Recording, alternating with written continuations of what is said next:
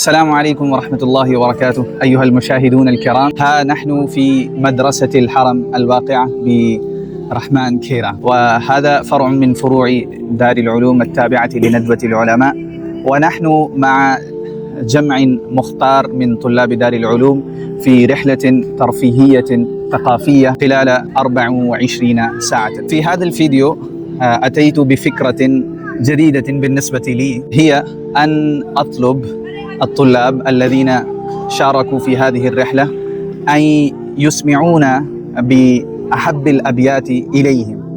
فهذا أول طالب، أخي عامر رنغريز، أسأله عن أحب الأبيات العربية لديه أو إليه.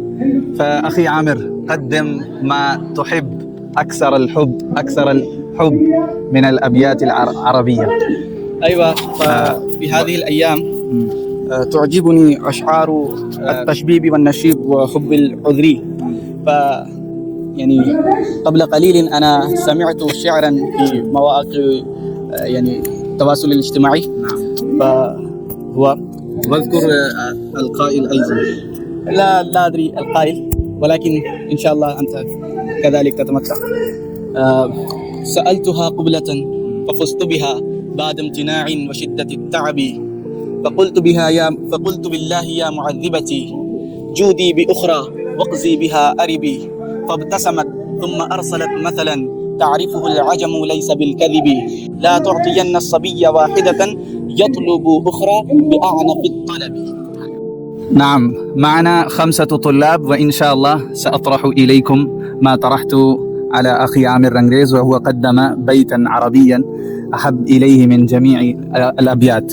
فأبدأ بأخي عامر حمزة، وهو يقدم بيتا إن شاء الله. أخي، قدم بيتا تحبه أكثر من كل بيت عربي.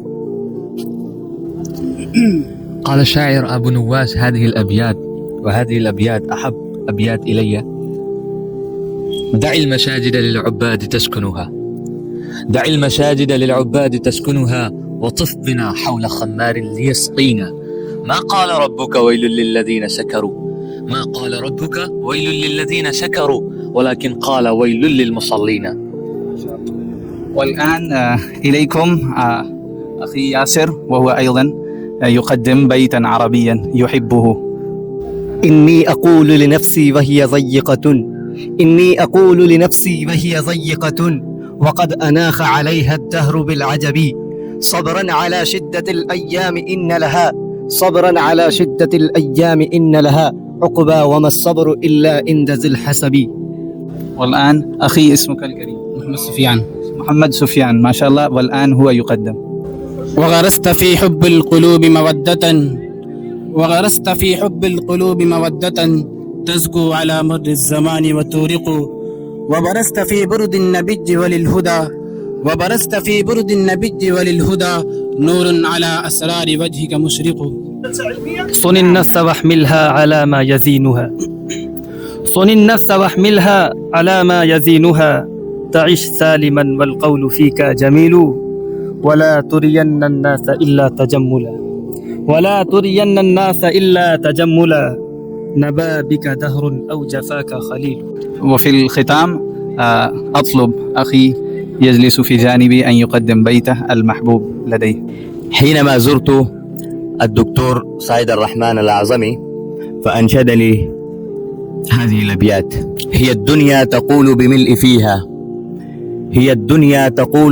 فيها حذاري من بطشي وفتكي، لا يغررك حسن ابتسامي قولي مضحك والفعل مبكي. جزاك الله خيرا. والآن أقدم إليكم بيتا أحبه كثيرا ويحمل لي معاني طيبة. يقول الشاعر: ليتك تحلو والحياة مريرة، وليتك ترضى والأنام غضاب، وليت الذي بيني وبينك عامر،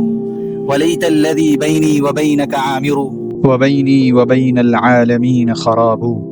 إن صح منك الود فالكل هين، وكل الذي فوق التراب تراب. جزاكم